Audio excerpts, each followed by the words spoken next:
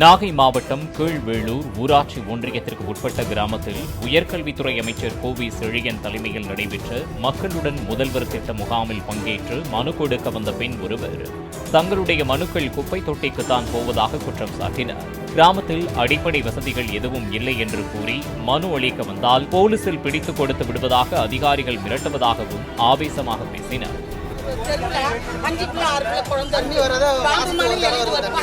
காடு அது. அந்த காட்டை வந்து பாருங்க, அந்த காட்டுக்குள்ள நாங்க இருக்கிறோம். ஒரு லைட் வசதி இல்ல, ஒரு தண்ணி வசதி இல்ல. அப்ப எதுக்கு தான் இருக்கிறாங்க இவங்கெல்லாம்? சொல்ல போனா போலீஸ்ல சொல்லுவாங்க. என்ன எதுக்கு போலீஸ்ல சொல்லுவாங்க? சார் 10 தடவை கொடுத்துருக்கோம் சார். இது நடக்கவே இல்லைங்க சார். நாங்க கொடுக்கறத கொண்டு போய் டஸ்ட்பின்ல போட்டுருங்க சார். டஸ்ட்பின்ல போட்டுறாங்க. சுடுகாடா போயிட்டு சுடுகாடு தான் எங்க தெரு. யாரும் எதுவும் செய்ய மாட்டேங்கிறாங்க. எல்லாருக்கும் சோரி சாருங்க வந்துட்டு இன்னும் கொஞ்சம் காலத்து எங்களுக்கு எல்லாம் குஷ்ணம் பிடிக்க போகுது அந்த தண்ணியில குளிச்சு.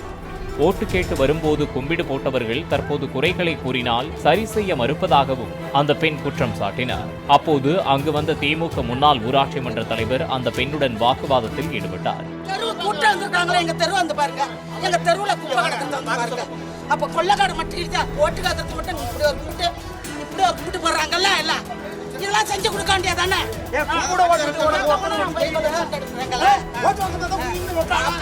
வந்து பாருங்க, வந்து பாருங்க.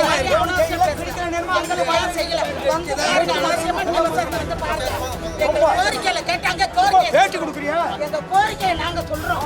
அடிச்சு கொண்டாங்க கவலையே பண்ணலையா எங்க ஊருக்கு செய்யணும். அவ்வளவுதான் நான் சொல்றேன். இதனைத் தொடர்ந்து பேசிய அமைச்சர் கோவி செழியன் மனு கொடுத்த சில மணி நேரங்களிலேயே மக்களுக்கான உதவிகளை நாகை மாவட்டத்தில் ஆட்சியர் செயல்படுத்தி வருவதாகவும் இது கம்பராமாயணமோ கட்டுக்கதையோ அல்ல என்றும் கூறினார். பிளே ஸ்டோர் மற்றும் ஆப் ஸ்டோரில் இருந்து பாலிமர் செயலியை QR கோடு மூலம் பதிவிறக்கம் செய்யுங்கள்.